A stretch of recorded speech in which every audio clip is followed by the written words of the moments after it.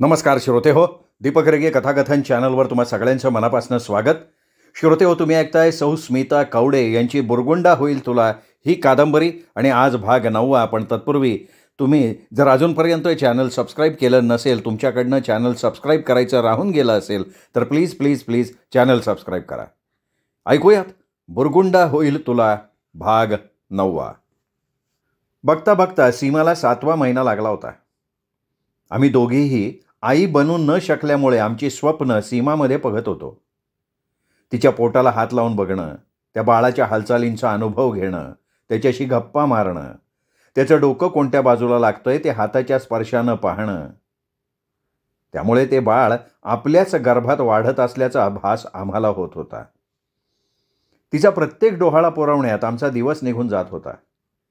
सीमानं बास म्हणे तोपर्यंत तिला खाऊ घालणं, तिला फिरवणं, तिला रामायण ज्ञानेश्वरीतले बोध ऐकवणं, तिला वाचन करून दाखवणं, यातच आम्ही दोघी मग्न असायचो. 9व्या महिन्यात मी तिची ओटी भरायचा मान पारूला दिला तर पारू मागे सरकत म्हणाली, नाही ना, मी वांज आहे, मी नाही भरू शकत सीमाची वटी.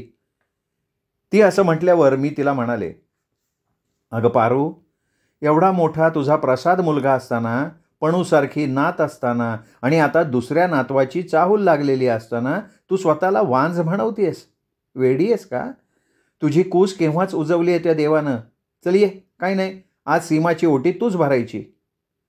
असं म्हटल्यावर पारूनं मला कडकडून मिठी मारली आणि म्हणाली, अगं किती करशील ताई माझ्यासाठी. आज खरंच मी धन्य झाले, माझी आज खऱ्या अर्थानं कूस उजवली. असं म्हणत तिने डोळेच गाळले. सीमाची खणा नारळानं ओटी भरली. मी तोपर्यंत पुरणपोळीचा यथासांग स्वयंपाक बनवला आणि सगळ्यांनी भरपेट त्याच्यावर ताव मारला. त्याच रात्री सीमाच्या पोटात भयंकर वेदना होऊ लागल्या होत्या. आम्ही सगळेजण हैराण झालो. प्रसादनं पटकन गाडी काढली. मी सीमाबरोबर गाडीतनं दवाखान्यात गेले. पारूला पणूजवळ घरीच राहायला सांगितलं. दवाखान्यात सीमाला स्ट्रेचरवर घेतल्यावर तिच्यापेक्षा जास्त वेदना माझ्या मनाला होत होत्या. मी कधी आई बनू शकले नव्हते, पण प्रत्येक गोष्ट मी जवळून अनुभवत होते. सीमाला आत घेतल्यावर माझी आणि देवाची मैत्री अजूनच घट्ट झाली. मी देवाला वारंवार विनवत होते की माझ्या लेकराला एवढ्या नाजूक वेळेतनं तू सुखरूप बाहेर काढ, तुझे उपकार मी कधीच विसरणार नाही. मी त्याच्याशी एवढी एकरूप झाले, जणू ते बाळ माझ्याच गर्भातनं बाहेर येणार होतं. तेवढ्यात चिमुकल्याचा रडण्याचा आवाज कानावर पडला. नर्स बाळाला घेऊन बाहेर आली आणि म्हणाली, अभिनंदन, मुलगा झाला. मी परमेश्वराचे आभार मानले. काही वेळानंतर नर्सनं परवानगी दिल्यावर मी त्या बाळाला घेतलं. त्याचे भरभरून पापे घ्यावेसे वाटले, पण मोह आवरला. काही दिवसांनंतर त्याच्यावर आपण भरपूर माया करू. आत्ता ह्या क्षणी बाहेरचा कसलाही प्रादुर्भाव त्याला होऊ नये म्हणून मी स्वतःला सावरलं. या सगळ्यातनं पार पडले याचा खूप आनंद झाला. प्रसादनं किलोभर पेढे आणले आणि सगळ्या दवाखान्यात वाटले. घरी फोन करून पारूला आणि पणूला ही आनंदाची वार्ता कळवली. पणू तर मला भाऊ झाला म्हणून उजाडतंय तोपर्यंत सगळ्या सोसायटीत सांगत सुटले. पारूनं देव पाण्यात ठेवले होते, सीमा सुखरूप बाळंत व्हावी म्हणून. तिनेही त्या देवाचे आभार मानले. 4-5 दिवसात सीमाला घरी सोडणार होते. पारू घरूनच सगळं पथ्य पाणी करून द्यायची. मी प्रसाद आणि सीमाबरोबर दवाखान्यातच थांबायची. पणूला सुद्धा कधी एकदा बाळ घरी येतोय असं झालं होतं. आज खूप दिवसातनं एवढा मोठा आनंद घरात दुमदुमत होता. 4-5 दिवसांनी सीमाला आणि बाळाला घेऊन आम्ही घरी परतलो. पारूनं भाकरीचे तुकडे, पाणी आमच्यावरनं ओवाळून टाकलं. घरात पारूनं सगळी व्यवस्था करून ठेवली होती.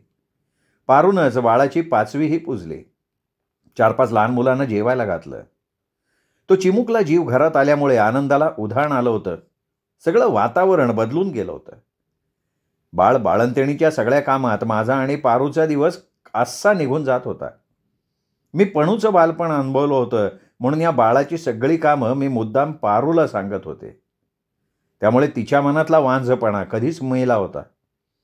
ती पण जणू काही स्वतः त्या बाळाची आई असल्यासारखं त्याचं संगोपन करत होती.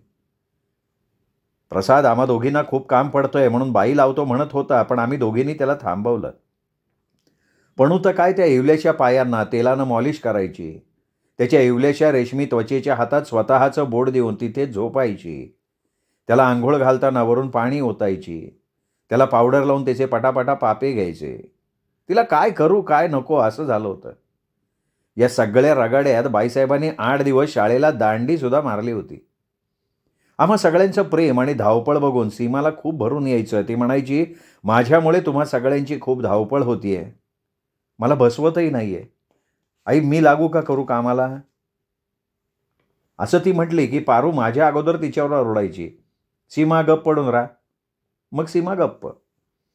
म्हणून स्वतःच बाळाचं नाव शोधलं सुद्धा होतं. ती आम्हा सगळ्यांना म्हणाली, मी बाळाचं नाव प्रणम्य ठरवलंय. यात कोणाला काही शंका? अरे बापरे, असं म्हणत आम्ही सगळ्यांनी तिच्या या सुंदर नावाला सहमती दर्शवली. थोड्या दिवसात बाळाचं बारसं खूप मोठं वाजत गाजत केलं. हळूहळू त्याची इवलीशी पावलं सगळ्या घरभर नाचायला लागली. मी आणि पारू त्याचे लाड पुरवता पुरवता थकून जायचो. आम्हा दोघींची खेळीमेळीची भांडणं व्हायची. प्रणम्याला तू घेणार का मी घेणार या कारणावरनं. मग मीच तिला म्हणायचे, हो बाई, जसा माझा प्रसाद तसा तुझा प्रणम. असं म्हटल्यावर तिला खूप आनंद व्हायचा. एक बाई दुसऱ्या बाईची व्यथा जाणून घेते हे मला आज पटलं होतं. पारू आपली सवत आहे हे माहीत असूनही मी कधीही तिचा द्वेष नाही, मत्सर नाही केला. वेळोवेळी तिला न्याय द्यायचा मी प्रयत्न केला. खूप दिवस झाले घरातनं बाहेर पडून, म्हणून थोडा स्वतःचा त्रागा होत होता. माझी जरा चिडचिड वाढली. त्यामुळे सीमाच म्हणाली, आई तुम्ही दोघी मिळून देवाला नाही तर बागेत जाऊन या. मी बघते आज स्वयंपाकाचं. तसंही प्रणम्य आज झोपलाय. असं म्हटल्यावर मी बरं म्हणाले. आम्ही दोघे आवरणार तेवढ्यात माझ्या एका जुन्या मैत्रिणीचा फोन आला. मैत्रीण म्हणजे आम्ही अगोदर ज्या सोसायटीत राहत होतो तिथल्या मोहिते वहिनी.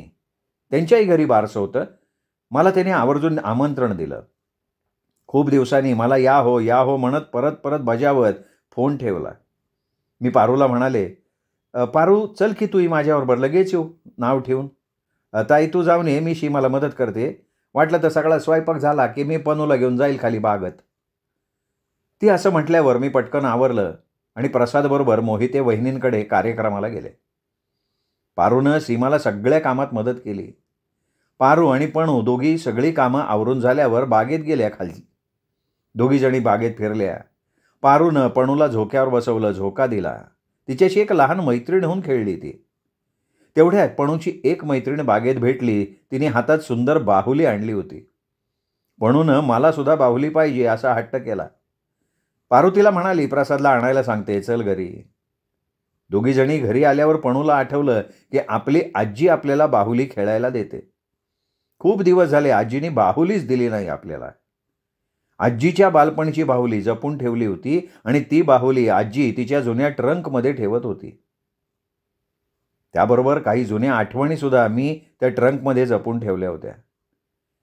त्या ट्रंकमध्ये मी ठेवलेली बाहुली पणूला खेळायला द्यायचे आणि परत ट्रंकमध्ये नेऊन ठेवून द्यायचे. त्या बाहुलीच्या निमित्तानं तरी पणू माझ्या सानिध्यात राहील म्हणून मी बाहुली तिच्याकडे देत नव्हते. त्या बाहुलीचं आमिष दाखवलं की ती माझ्याबरोबर वेळ घालवायची. आणि आज बरोबर तिला तीच बाहुली हवी होती. तिने घरी आल्यावर सगळं घर डोक्यावर घेतलं. पारूनं तिला खूप समजावलं, पण पणू हट्टाला पेटली होती. तेवढ्यात प्रणम्यसुद्धा रडायला लागला. सीमा प्रणम्याला कडेवर घेऊन समजावत होती, पण पणू मात्र पारूची पाठ सोडायला तयार नव्हती. तिचा एकच ठेका, मला माझ्या आजीची बाहुली द्या. शेवटी कंटाळून पारूनं माझी अडगळीच्या खोलीतली ट्रंक शोधली. त्या ट्रंकवर मरणाची धूळ होती. ती तिने झटकली. त्या ट्रंकमधली माझी बाहुली पारू शोधत होती. पारूला ती बाहुली शोधण्यासाठी पणू मदत करत होती. दोघींची बाहुली शोधण्यासाठी धडपड चालू होती. माझ्या लग्नात दिलेली मोठी पत्र्याची ट्रंक होती ती. त्यात मी माझ्या जुन्या आठवणी बंदिस्त केल्या होत्या. आजवर त्या ट्रंकला हात लावायची मजल कोणाची झाली नव्हती, पण आज पणूच्या हट्टामुळे पारूला त्या खोलीत जाऊन शोधाशोध करावी लागली. पारूने सगळी ट्रंक खाली केली. तिला पणूला हवी असलेली बाहुली मिळाली. ती बाहुली बघून पणू आनंदात आली. बाहुली घेऊन खेळायला सुद्धा गेली. पारू त्या ट्रंकमधलं बाहेर काढलेलं सामान ठेवायला गेली. तेवढ्यात जे व्हायला नको तेच घडलं. इतके दिवस मी माझ्या मनाच्या कोनाड्यात सगळ्या गोष्टी लपवून ठेवल्या होत्या, त्या आज उघडकीला आल्या. पारूला त्या ट्रंकमध्ये माझी जुनी डायरी, रामाचा, माझा आणि सासूचा फोटो सापडला. तिने सगळं सामान भरायचं तसंच ठेवलं. पणू, सीमा कोणीतरी येईल म्हणून पारूने दरवाजा लावून घेतला आणि सगळी डायरी वाचत बसली. माझा फोटो रामाबरोबर आणि सासूबरोबर बघून पारूला शॉक बसल्यासारखं झालं होतं. पारूच्या पायाखालची जमीनच हादरली. तिच्या मनाला वाटलं की ज्यांच्या घरात आपण राहतोय त्या बाईची मी सवत आहे हे जर ताईला किंवा तिच्या घरच्यांना समजलं तर काय होईल. देवसुद्धा माझी कसली परीक्षा बघतोय. ज्या घरी मला आसरा दिला त्याच घरची मी भली मोठी गुन्हेगार असावी. देवा, त्या ताईला मी काय म्हणून तोंड दाखवू. तरी शेजार पाजारच्या बायका माझ्या सवतीबद्दल जे काही सांगायच्या ते खरंच आहे. तिनेही खूप कष्ट सोसलेत. पण जर ताईला प्रसाद झाला होता तर मग रामाने माझ्याशी का लग्न केलं. मलाही लेकरू बाळ झालं नाही का. ताईचं दुसरं लग्न झालं का प्रसाद रामाचाच मुलगा आहे. असे एक ना अनेक प्रश्न पारूच्या मनात घोंगावत होते. पण ती मनाशी म्हणाली, आज 5-7 वर्ष झाली मला या घरानं आपलेपणा दिलाय. त्या घराच्या दुःखाचं कारण मला नाही बनायचं. मी ताईची सवत आहे हे घरातल्या सगळ्यांना कळण्या अगोदर मला या घरातनं निघून गेलं पाहिजे. एकतर ताईने किती कष्ट उपसलेत. तिनेही खूप सासुरवास सहन केलेला मी सगळ्यांकडनं ऐकलाय. त्यात मला अजून भर नाही घालायची. ते काही नाही, ताई घरी यायच्या अगोदर मला दूर कुठेतरी निघून गेलं पाहिजे. असं मनाशीच ठरवून पारूनं थोडं सामान ट्रंकमध्ये भरलं. लगबगीनं तिच्या सामानाचं बोचकं बांधलं आणि निघाली. तेवढ्यात पणूनं पारूला विचारलं, अगं आजी कुठे चालली सामान घेऊन. अगं पणू, खाली 2 गरीब बायका आले आहेत, त्यांना हे सामान देते आणि लगेच येते. आईला सांगू नको, तू प्रणम्याला खेळव, मी लगेच जाते लगेच आले. हवं तर तुला येताना मी चॉकलेट नवीन बाहुली आणते बरं का. असं म्हटल्यावर पणू उड्या मारत म्हणाली, अरे वा, बाहुली आणि चॉकलेट, मग ठीक आहे. पण आजी तू लवकर ये हो, नाही तर मोठी आजी मला रागवेल तुला एकटीला का जाऊ दिलं. नाही रागवणार मोठी आजी, मी लगेच जाते लगेच येते, माझी काळजी नका करू. असं म्हणून पारूनं पणूला जवळ घेतलं. तिचे पापे घेत ती दरवाजा उघडून निघूनही गेली. सीमा आतमध्ये प्रणम्याला झोपवायच्या नादी लागली होती. त्यामुळे सीमाच्या नकळत पारू निघून गेली. मला मोहिते वहिनींनी जेवण करून जा म्हणून खूप आग्रह केला. त्यामुळे आम्हाला घरी यायला खूप उशीर झाला. घरी एवढं मोठं रामायण घडलं असेल याची मनात पुसटशी कल्पनाही नाही. मी आणि प्रसाद दोघेजण गाडीतनं पारूबद्दल गप्पा मारत हसत खेळत घरी आलो. घरी आल्यावर मी प्रसाद हातपाय धुवून फ्रेश आलो. सीमानं आम्हाला दोघांना सरबत बनवून दिलं आणि थोड्या वेळानं माझ्या लक्षात आलं आणि मी पणूला विचारलं की पणू, अगं पारू आजी दिसत नाही. सीमा म्हणाली, अहो आई त्या देवघरात बसले असतील जप करत. तेवढ्यात पणू म्हणाली, आजी तसं नाही, पारू आजी कसलं तरी गाठोडं घेऊन खाली गेली. म्हणाली 2 गरीब बायकांना देऊन येते, बघ ना अजून आलीच नाही. मी खूप वेळ झाला तिची वाट बघतीये. मला बाहुली आणि चॉकलेट आणते म्हणून सांगून गेली. आजी ही बघ तुझी बालपणाची बाहुली, मला तुझ्या ट्रंकमधनं पारू आजीनं काढून दिली. घे बाई तुझी बाहुली, ठेव तुझ्या ट्रंकमध्ये, माझं झालंय बाई खेळून. असं पणू म्हणाली आणि माझ्या मनात संशयाची पाल चुकचुकली. पणूचं बोलणं ऐकलं. माझ्या हातातला सरबताचा ग्लास खाली पडला. सगळेजण माझ्याकडे बघायला लागले. मी लगेच सगळी परिस्थिती सावरून घेतली आणि पटकन त्या अडगळीच्या खोलीत गेले. अडगळीच्या खोलीत बघते तर काय, माझ्या ट्रंकमधला सगळा पसारा इतस्तः पडला होता.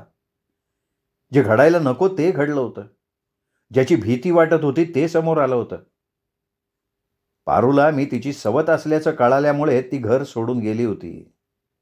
पण बिचारी जाणार कुठे, करणार काय, खाणार काय या विचारानं माझा जीव धास्तावला. ती अजूनही या संभ्रमात होती की मला तिच्याबद्दल काही माहिती नाही.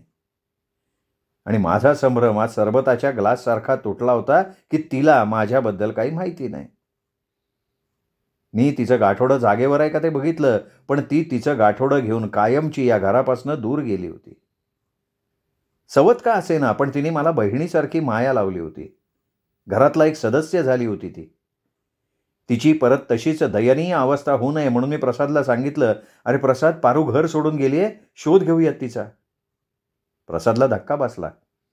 प्रसादनं यावर नानाविध प्रश्न केले, पण मी त्याला सांगितलं, हे बघ, ह्या प्रश्नांची उत्तर द्यायची ही वेळ नाहीये, अगोदर तिचा तपास लावूया. प्रसादनं पारूचा शोध घ्यायला सुरुवात केली. शेजारच्या चाळीत, सोसायटीत, बागेत, मंदिरात सगळीकडे शोधलं.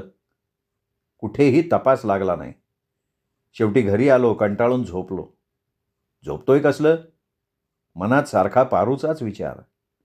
प्रसाद मला समजावत म्हणाला, "हे बघ आई, मी उद्या सकाळी पोलीस स्टेशनमध्ये तक्रार करतो. मी तिला शोधून आणीन, काळजी करू नको." घरात आलेली माणसं खपतेत, पण गेलेली खपत नाहीत, ही म्हण आज शोभत होती. पारू आज घरात नव्हती, तर घर भकास वाटत होतं.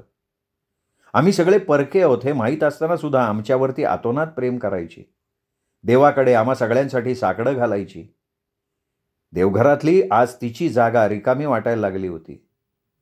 तिने आमच्यापासून दूर जाऊन आमच्या मनाला चांगली चुटपुट लावली होती. करणार तरी काय अशा बिकट अवस्थेत? फार स्वाभिमानी होती ती, त्यामुळे खरी गोष्ट कळताच ती एक क्षणसुद्धा थांबली नसावी. प्रसादनं दुसऱ्या दिवशी सगळीकडे शोध घेतला, पोलीस स्टेशनला तक्रार नोंदवली. एका चांगल्या हसऱ्या खेळत्या घरात सगळीकडे गंभीर सूर पसरला होता. कितीतरी काळजी जीवाला लागली तरी पोटाच्या आगीसाठी आम्ही 2 घास खात होतो, पण पारूचे काय हाल चालले असतील हा विचार वारंवार मनाला शिवून जात होता. पारू सवत असून सुद्धा धाकट्या बहिणीसारखी मनात घर करून बसली होती. पारू तिकडे घर सोडल्यावर बोचकं काखेत घेऊन इकडे तिकडे भटकत राहिली. शेवटी 2 घरची धुणी भांडी करावी म्हणजे पोटाला निदान घास मिळेल, म्हणून सगळीकडे घरोघरी जाऊन कामाची चौकशी करायला लागली. पोटात अन्नाचा कण नाही, घशाला कोरड पडलेली, पण कोणी भीक घालायलाही तयार नाही. कामाला घ्यायचं तर अगोदर कोणाकडे काम केलंय त्याचं नाव पत्ता विचारायचे. पारूला ती वयस्कर असल्यामुळे कोणी कामाला ठेवूनही घेत नव्हतं. बिचारी पारू या सोसायटीतनं त्या सोसायटीत हिंडत राहिली. आता इथे आमची ओळख कशी सांगणार होती ती? माझ्याच घरातनं निघून गेल्यानं आमचा पत्ताही ती सांगू शकत नव्हती. मग करणार काय? हिंडून हिंडून फार थकून गेलेली होती ती. रस्त्याच्या कडेला आपलं अंथरूण टाकून रात्री झोपायची, परत सकाळी उठून कोणी काम देतंय का ते बघायची. कोणी येता जाता देईल ती भीक लाचकाच सोडून पोटात ढकलायची. असंच एक दिवशी सोसायटीच्या 5व्या मजल्यावर कोणी काम देतंय का बघायला गेली होती. परत येताना पोटात काही नसल्यामुळे तिला आली चक्कर आणि तशीच ती 5व्या मजल्याच्या पायरीवरनं गडगडत खाली आली. डोकं पार रक्तबंबाळ झालं, जाग्यावर बेशुद्ध होऊन पडली. तिच्या डोक्यातनं रक्ताचे पाट व्हायला लागले. त्या सोसायटीतल्या एका भल्या माणसानं तिला गाडीत घातलं, दवाखान्यात नेलं. डॉक्टरांनी तिला हात लावायला नकार दिला. या बाईंचे कोणी नातेवाईक असल्याखेरीज आम्ही बघणार नाही असं म्हटल्यावर त्या भल्या माणसानं डॉक्टरांना विनंती केली की तुम्ही आत्ता या पेशंटकडे बघा, मी पैसे भरतो, त्याच्या नातेवाईकांना सुद्धा मी कळवतो. पण पारूला तिथे ओळखणारं तर कोणी नव्हतं. शेवटी त्या माणसानं पारूचं बोचकं उघडून बघितलं तर त्यात प्रसादच्या नावाचं कार्ड होतं. एकदा सहज पारूनं प्रसादचा त्याच्यावरचा फोटो आवडला म्हणून ते कार्ड त्याला विचारून बोचक्यात ठेवलं होतं. त्या माणसानं त्या कार्डवरचा फोन नंबर लावला आणि म्हणाला, "आपण प्रसाद देशमुख का? तुमची एक म्हातारी आजी 5व्या मजल्यावरनं पडली आहे, मी तिला दवाखान्यात आणलंय, प्लीज तुम्ही ह्या दवाखान्यात पटकन पोहोचा. डॉक्टरांना मी कसं बसं विनवलंय." त्या माणसाचा फोन आल्यावर प्रसाद गांगरून गेला आणि म्हणाला, "कदाचित ती आजी म्हणजे आपली पारू मावशी असावी." प्रसादनं पटकन गाडी काढली. मी आणि प्रसाद दोघेही सांगितलेल्या दवाखान्यात पोहोचलो.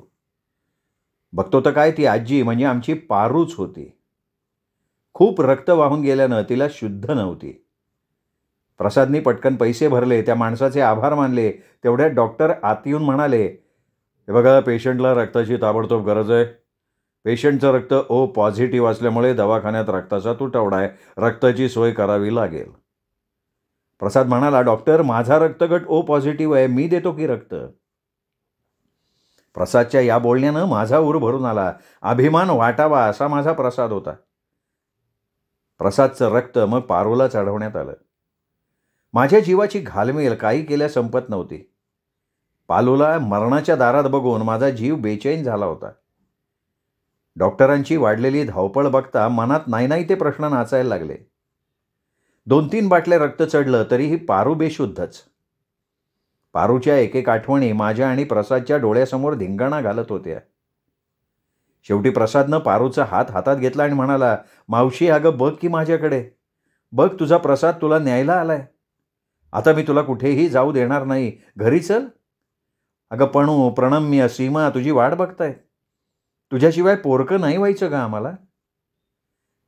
प्रसादनं तिचा हात हातात घेतला होता. त्याचा स्पर्श, त्याचा आवाज तिच्या अंतर्मनापर्यंत पोहोचत असावा. तिच्या डोळ्यातनं पाणी यायला लागलं. निश्चित पडलेली पारू थोडीशी हलल्यासारखी झाली. डॉक्टरांनी लगेच सलाईनमधनं औषधं सोडली. पारू थोडी शुद्धीवर आल्यासारखी झाली. हातवारे करत काहीतरी सांगायला लागली. डॉक्टरांनी मला आतमध्ये बोलवून घेतलं. पारूनं डोळे उघडले होते. ती आम्हाला पोटभर न्याहाळत होती. पारूनं प्रसादला जवळ बोलवून घेतलं आणि म्हणाली, प्रसाद, माझी एक शेवटची इच्छा पूर्ण करशील? अगं मावशी, काय बोलतेस? तुझ्यासाठी मी जीवसुद्धा. मावशी म्हणायच्या अगोदर मला एकदा आई म्हणून हाक मारशील का रे प्रसाद? अरे एवढंच आहे? असं म्हणत प्रसादनं पारूच्या डोक्यावरनं हात फिरवला आणि म्हणाला, अगं आई, तुला काहीही होणार नाही.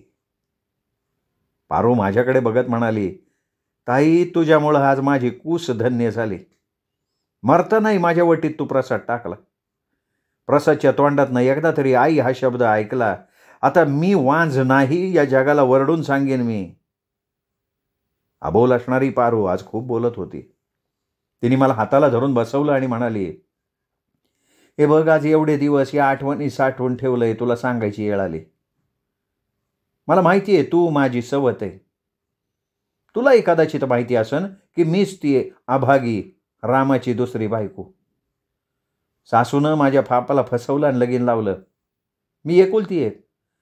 माझ्या बापाला दुसरं लेकरं बाळ नाही, त्यामुळं सासू म्हणल तसं मी वागत होते. हळूहळू मलाही लेकरं बाळ होत नाही कळल्यावर सासूनं बापाला लुटायला सुरुवात केली. माझा लय मानसिक शारीरिक छळ केला त्या लोकांनी. फक्त जीव जायचा बाकी होता. सासूला मी म्हणजे सोन्याचा अंड देणारी कोंबडी सापडली. बापानं जमीन जुमला एक एक तुकडा करत सगळं विकलं बघ माझ्यासाठी. सासूच्या असल्या जाचाला कंटाळून माझ्या बापानं जीवच सोडला. बापाच्या नावावर जी काही 2 एकर जमीन शिल्लक राहिली होती ती विक आणि सगळे पैसे मला दे म्हणत होते. त्याला मी नकार दिला. मग त्यांनी मला जीवे मारायचा प्रयत्न केला. मग त्यांच्या जाचाला कंटाळून मी घर सोडलं. इकडं तिकडं फिरत 4-6 महिने काढले. तेवढ्यात तू मला देवासारखी भेटली आणि माझा नवीन जन्मच झाला. खरं तर मला तुमच्या सगळ्यापासून लांब जायचं नव्हतं. पण मला कळलं की ज्या बाईनं मला सहारा दिला तिचीच आपण सवत आहे. मग म्हणलं, हे कळल्यावर तुला काय वाटेल? म्हणून मी घर सोडून आले आणि आता तर काय कायमची जायची वेळ आली. हे बघ पारू, असं अभद्र बोलू नको. मला कधीच माहिती झालं होतं की तू माझी सवत आहेस. पण त्यात तुझा काही दोष नव्हता. हे बघ, तुझ्यापेक्षा मी घडोघडी जीवनाच्या परीक्षा दिल्या आहेत पारू. एवढ्यात हार मानू नकोस. तुला प्रसादसाठी, तुझ्या नातवंडांसाठी जगायचं आहे. आपण दोघी मिळून त्या लोकांना धडा शिकू. ताई, एकच प्रश्न विचारते ताई. मला सांग, प्रसाद जर तुझा मुलगा होता तर रामाने माझ्याशी का लग्न केलं ग? यावर मी निरुत्तर झाले. प्रसाद बाहेर गेला होता औषधं आणायला. मग इकडे तिकडे बघत मी माझा इतिहास तिला थोडक्यात सांगितला. आमच्या दोघींचं बोलणं चालू असताना त्याच दवाखान्यात रामा फरशी पुसायचं काम करत होता. तो नेमका तिथे फरशी पुसण्यासाठी आला असताना त्यांनी दारावर टकटक करत असताना माझं आणि पारूचं सगळं संभाषण दारातनं ऐकलं. रामानंही आईच्या असल्या वागण्याला कंटाळून घर सोडलेलं होतं. आज माझ्यामुळे या दोघींचं जीवन बर्बाद झालं असा मनात विचार करत असताना त्यांनी मागे वळून बघितलं तर रामाच्या मागे प्रसाद उभा होता आणि ते सगळं ऐकत होता. रामानी त्याच्याकडे बघताच प्रसादनं चष्मा काढला आणि डोळ्यांच्या ओल्या झालेल्या कडा हळूच रुमालानं टिपत काही ऐकलं नसल्यासारखं करत तो हसत आत आला आणि म्हणाला, अगं आयांनो, तुमचं काय बोलणं चाललंय का? चला, ते काका आलेत फरशी पुसायला, बाहेर थांबलेत. तुमच्या गप्पा एवढ्या चालल्या होत्या की ते बाहेर मन लावून ऐकत होते. थांबा, मी बोलवतो काकांना. काका या, तुमचं काम करा. असं म्हटल्यावर रामा आत आला आणि त्याला बघून आम्ही आश्चर्यचकित झालो. प्रसादला त्याला काही माहीत असल्याचं जाणवून द्यायचं नव्हतं म्हणून तो फोनचा बहाणा करत बाहेर निघून गेला. रामा आमच्या जवळ आला, आम्हा दोघींच्या पाया पडला, माफी मागितली आणि म्हणाला, मी तुमचा अपराधी. खरं तर मी षंड पुरुष आहे. पण माझ्यामुळं तुम्हा दोघींचं जीवन लयाला गेलं. माझ्यामुळं तुम्हाला आयुष्यभर वांज या शब्दाला समोर जायला लागलं. मी अपराधी आहे, काय हवी ती शिक्षा द्या. असं म्हणत तो वारंवार आमच्या पाया पडत होता. नियतीचा काय खेळ चालू होता कोणाला माहिती. आज अचानक रामाही एवढ्या दिवसातनं सामोरा यावा, तेही आम्हा दोघींच्या समोर. जे घडून गेलं त्यात रामाचा दोष नसला तरी त्यांनी गप्प बसून अन्याय सहन केल्यामुळे माझ्या एकटीच्या नाही तर दोघींच्या जीवनाची कसोटी लागली होती. पण रामाला बोलायची ती वेळ नव्हती. मी रामाला म्हणाले, रामा, इकडे किती दिवस झाले काम करतोयस? घर सोडून आलो, वनवन भटकलो, तेव्हा कुठं इथं माझ्या स्वभावावर मला कामाला ठेवलंय. मग आई माझ्या पाळती होय. आत्ता ह्या वयात ती माझं तिसरं लगीन लावायला तयार आहे.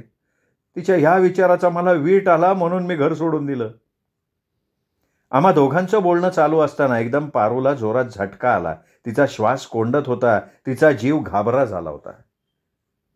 तिने खुणावत प्रसादला बोलवून घ्यायला लावलं. मी पळत गेले, प्रसादला बोलवून आणलं. प्रसादचा हात हातात घेत पारू म्हणाली, प्रसाद, माझी जायची वेळ आली तेव्हा मी तुला सांगते. माझ्या बापाची 2 एकर शेती आहे. ती शेती तुझ्या नावावर करल हा रामा आहे ना, हा रामा माझा नवरा आहे. रामानं होकारार्थी मान हलवली. परत पारू म्हणाली, प्रसाद बाळा, माझी मूठ माथी तू करशील ना रे? असं म्हणत तिने तोंड वाकडं केलं. प्रसाद तिच्या डोक्यावरनं हात फिरवत आई आई म्हणत राहिला. आई हे शब्द ऐकताच तिने प्रसादचा हातात घेतलेला हात सैल केला आणि शेवटचा श्वास घेतला. प्रसाद आई म्हणत टाहो फोडत होता. माझ्यावर आणि रामावर दुःखाचा डोंगर कोसळला होता. मी प्रसादला सावरलं. रामाला आपल्यामुळे एक निष्पाप जीव गेल्याचं दुःख होत होतं. प्रसादनं पारूच्या अंत्यविधीची सगळी तयारी केली. प्रसादनं पारूचे सगळे विधी पार पाडले. आज पोटचा गोळा नसला तरी प्रसादनं तिचे सगळे विधी केल्यामुळे शेवटी तिच्या आत्म्याला शांतीच मिळाली असेल. रामानं 2च दिवसात सगळी कागदपत्र बनवली. पारूची सगळी जमीन प्रसादच्या नावावर करून टाकली. आमच्या कुटुंबावर दुःखाचा मोठा डोंगर कोसळला होता, पण त्यातून सावरण्याचा आम्ही प्रयत्न करत होतो. पण आज माझी अवस्था बिकट झाली होती. इतके दिवस रामाला भेटण्यासाठी माझा जीव तळमळत होता. त्याच्या विरहात अशा कितीतरी रात्री मी जागून काढल्या होत्या. त्याची एक नजर मिळवण्यासाठी माझा जीव तरसत होता. पण आज तोच रामा माझ्या समोर असून मी त्याला नवरा म्हणून बोलवू शकत नव्हते. तोही अपराधाच्या भावनेनं माझ्याशी बोलण्याचा प्रयत्न करत नव्हता. त्याचे ओठ माझ्या बाबतीत अबोल झाले असले तरी त्याचे डोळे बोलके होऊन माझ्याशी हितगुज करत होते. आयुष्यात कधी गाठ पडली रामाची किंवा त्याच्या घरातल्यांची तर त्यांना चांगला धडा शिकवायचा चंग मी मनाशी बांधलेला असताना माझी स्वतःची सवत समोर आली तरी तिच्याशी मी बहिणीचं नातं जोडून बसले होते. तिचा शेवटही माझ्या दारात झाला होता. जो रामा ज्यांनी मला आयुष्यात वेदनांचं गाठोडं पाठीवर दिलं होतं, तोच रामा समोर आल्यावर, विस्तवाजवळ आल्यावर लोणी जसं वितळतं तशी माझी अवस्था झाली.